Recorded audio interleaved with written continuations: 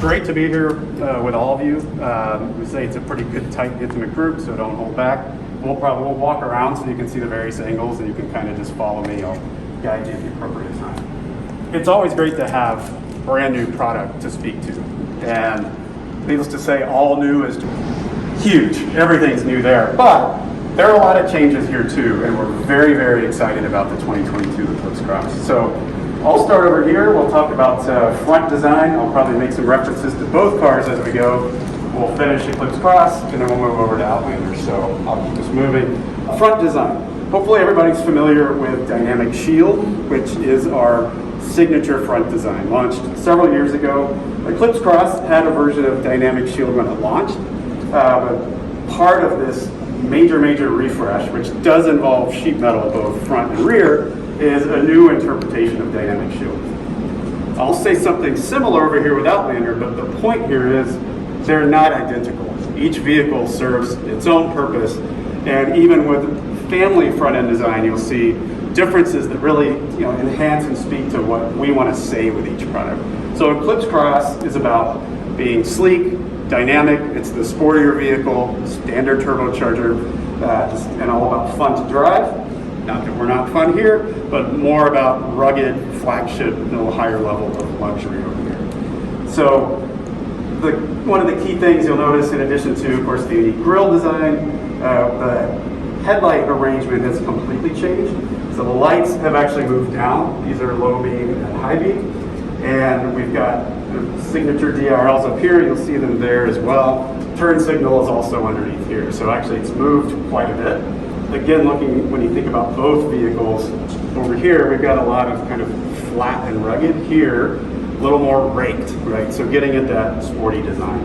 And that's actually come down a little lower. When I said sheet metal front and rear, the hood is actually new. So a lot of investment there to make a big design change. So let's walk around. It's probably easier to go around this way. The LEDs are standard in every level? The LED DRLs are there. The headlights come in at the mid-trim. So again, Eclipse Cross has always had an aggressive profile, right? About, come on in and we'll carefully maintain distance. Lots of change in the front, as I mentioned, but the biggest change is back here. So the entire hatch is new, of course, taillights redesigned and bumper, but again, sheet metal investment, that's the all-new hatch here. Of course, if you're familiar with the existing vehicle, the big difference is the split rear window is gone. It is not just that. The rear has actually added about 4 inches. It's about 11% more cargo floor area, so there's a functional benefit there too. So the total increase, there's a little bit of length increase in the front as well. It's about 5.5 inches. So again, when I say this is a big change, that's pretty huge. So, oops, sorry. Now you made it angry. That's right. And I talked about those family design cues that you'll see, and again, not exactly the same car in different sizes, but design cues that will carry over. You saw on the hatch there's kind of a hexagon shape. That's something you'll see on both vehicles. The idea there is to bring in some of our heritage with, for example, Montero Sport, kind of remind you of an exterior mounted spare, right? Just bringing in a little rugged image. The other thing that it's been kept but reinterpreted for Eclipse Cross is the taillight signature. So we call this three-dimensional design. You can see it's kind of got 3 legs. Completely changed from the 2020 model, because we did have a signature where the lights went all the way across because we had the divided window. But we wanted to let Eclipse Cross, we're going to let it keep that interesting taillight signature. So in this case, we've got this nice vertical element that's new. And again, you'll see that Outlander has 3-dimensional design, but it's completely different. You've got little elements that pull them together, but again, each kind of serves its purpose. So the big news here, right, is calling attention to this rake, just really having a nice sporty appearance. So let's move around to, I'll show us the interior. So the updates didn't stop at the exterior, and I'll close that so we don't have the beep going. Lots of changes in here. One of the biggest things is really the center console design and the screen. There used to be a touchpad here. That's been eliminated. The cup holders have moved over.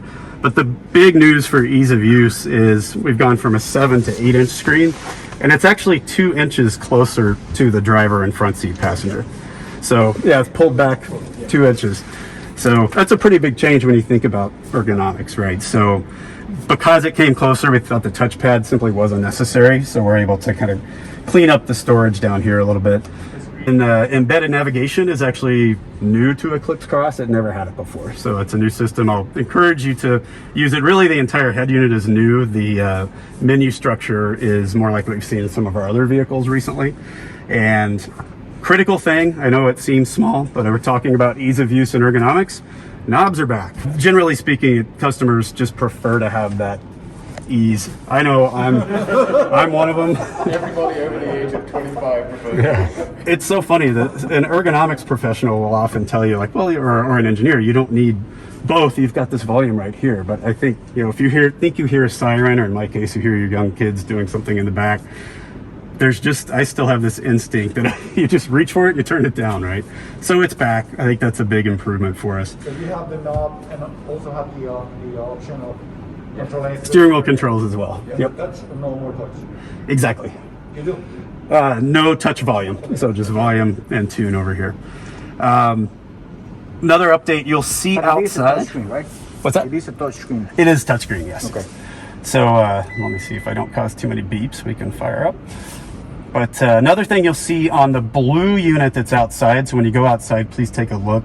There's an all new light gray leather interior that we never had before. So Eclipse Cross was all black interior in the past. And again, as we are adding this kind of sleekness and elegance to the vehicle, the light gray, I think you'll see, it just gives it a nice airy feel, really kind of enhances that luxury feel. And again, I think we've got nice intuitive layout. So if you're using it today, just look for home. You've got a permanent button there for nav, so that'll take you there as well. TomTom map. And I'll use that volume knob and turn that off right now. So those are the biggest updates in here. There is another small one. We did not have a power passenger seat before. So on our SEL trim that brings in leather, we do now have power passenger seat. So that's another thing where we heard some customer feedback, and frankly, loud and clear to us, and we did it. So